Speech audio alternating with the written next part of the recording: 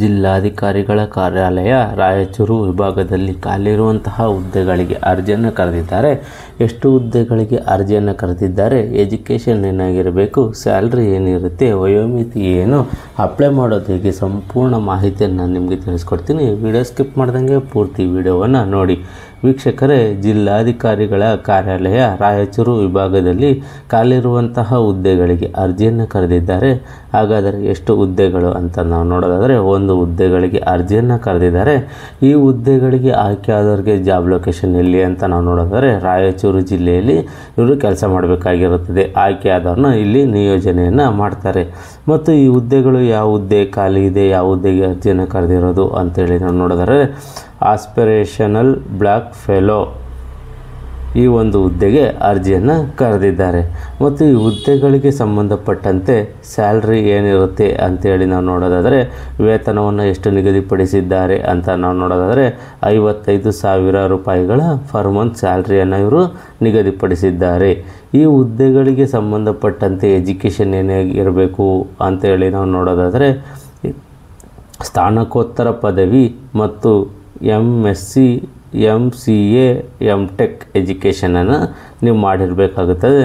ಮತ್ತು ಡಾಟಾ ವಿಶ್ಲೇಷಕರ ಬಗ್ಗೆ ಕೌಶಲ್ಯವನ್ನು ನೀವು ಹೊಂದಿರಬೇಕಾಗುತ್ತದೆ.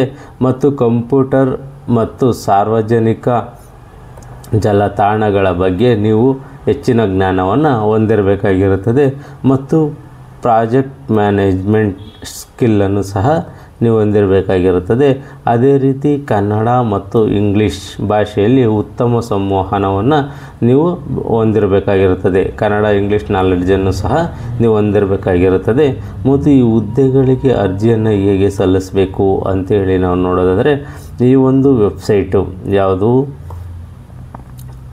rayachuru.nic.in ಈ ಒಂದು ವೆಬ್ಸೈಟ್ಗೆ ಹೋಗಿ ನೀವು ಅರ್ಜಿಯನ್ನು ಆನ್ಲೈನ್ ಮುಖಾಂತರ ಅರ್ಜಿಯನ್ನು ಸಲ್ಲಿಸಬೇಕಾಗುತ್ತದೆ. ಮತ್ತು ಈ ಹುದ್ದೆಗಳಿಗೆ ಅರ್ಜಿ ಸಲ್ಲಿಸಲಿಕ್ಕೆ ಕೊನೆಯ ದಿನಾಂಕ ಯಾವುದು ಅಂತ ಹೇಳಿ ನಾವು ನೋಡೋದಾದರೆ 2/5/2025 ಕೊನೆಯ ದಿನಾಂಕವಾಗಿರುತ್ತದೆ. ಯಾವೆಲ್ಲ ಅಭ್ಯರ್ಥಿಗಳು ಈ ಹುದ್ದೆಗೆ ಅರ್ಜಿಯನ್ನು ಸಲ್ಲಿಸಬೇಕು ಅಂದ್ಕೊಂಡಿದ್ದೀರಾ, ಈ ದಿನಾಂಕಕ್ಕಿಂತ ಮುಂಚಿತವಾಗಿ ಈ ಒಂದು ಹುದ್ದೆಗೆ ಅರ್ಜಿಯನ್ನು ಸಲ್ಲಿಸಿ. ತಾಂತ್ರಿಕ ಕಾರಣಗಳಿಂದ ಸಮಸ್ಯೆ ಆಗ್ಬೋದು, ಮುಂಚಿತವಾಗಿ ನೀವು ಅರ್ಜಿಯನ್ನು ಸಲ್ಲಿಸಿ. ಮತ್ತು ಈ ಹುದ್ದೆಗಳಿಗೆ ಸಂಬಂಧಪಟ್ಟಂತೆ ನಿಮಗೆ ಹೆಚ್ಚಿನ ಮಾಹಿತಿ ಬೇಕು ಅಂತ ಅಂದರೆ, ಈ ಒಂದು ವೆಬ್ಸೈಟ್ ಹೇಳಿದ್ನಲ್ಲ, rayachuru.nic.in ಈ ಒಂದು ವೆಬ್ಸೈಟ್ಗೆ ಹೋಗಿ ಹೆಚ್ಚಿನ ಮಾಹಿತಿಯನ್ನು ನೀವು ಪಡ್ಕೋಬೋದಾಗಿರುತ್ತದೆ. ಅದೇ ರೀತಿ ಒಂದು ದೂರವಾಣಿ ನಂಬರನ್ನು ಸಹ ನೀಡಿದ್ದಾರೆ, ಹೆಲ್ಪ್ಲೈನ್ ನಂಬರು. ಅದೇನು ಅಂತೇಳಿ ನಾವು ನೋಡೋದಾದರೆ 08532229011 ಈ ಒಂದು ನಂಬರ್ಗೆ ಕಾಲ್ ಮಾಡಿ ಹೆಚ್ಚಿನ ಮಾಹಿತಿಯನ್ನು ಸಹ ನೀವು ಪಡ್ಕೋಬೋದಾಗಿರುತ್ತದೆ. ಕಚೇರಿಯ ವೇಳೆಯಲ್ಲಿ ನೀವು ಕಾಲ್ ಮಾಡಬೇಕಾಗಿರುತ್ತದೆ.